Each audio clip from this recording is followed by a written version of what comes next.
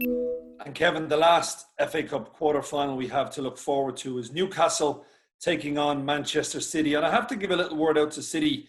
They've been a little bit maybe harshly treated in terms of how the fixtures have fallen. This will be their fourth game since the Premier League has come back, and they've got to do a long trip up to face Newcastle. Newcastle are massive underdogs here at 14-1.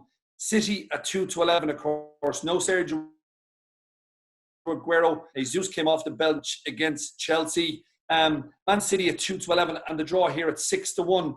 I actually give Newcastle a little bit of a squeak here of maybe pulling off a bit of an upset. At the price that they are, given what's happened in the last few days, given the amount of games that Man City have played, Newcastle, you have to be looking at them and giving them a squeak. I couldn't disagree with that. I think we know realistically, man for man, Man City are way above and beyond Newcastle. But Newcastle are safe now in the Premier League. Steve Bruce, I think, and I've said it constantly on here, that I think Steve Bruce has done a fantastic job. I think they're playing better football than they did under Benitez. I think he's taken them on. I think they're in a better position than they were last season. Yet he's still being criticised for the job that he's been done up there on Tyneside. And I think they're in with a great chance of actually doing a job on City here, simply because they will sit in. They'll make it difficult. If City turn up, and De Bruyne's free kick against Chelsea was outstanding. He is the class apart.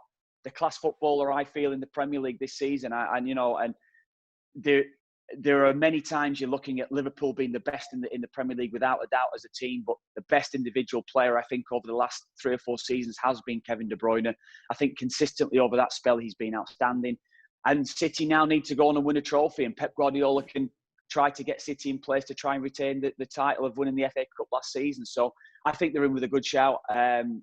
As I was saying, though, Newcastle are trying to stop them. I just think City, with that point to prove and having to go and get that win, I think they've got too much class, and I think it will come through. I think Man City will win it, but I think it'll be a tight match, this one, because I think Newcastle will make it really, really difficult for Man City.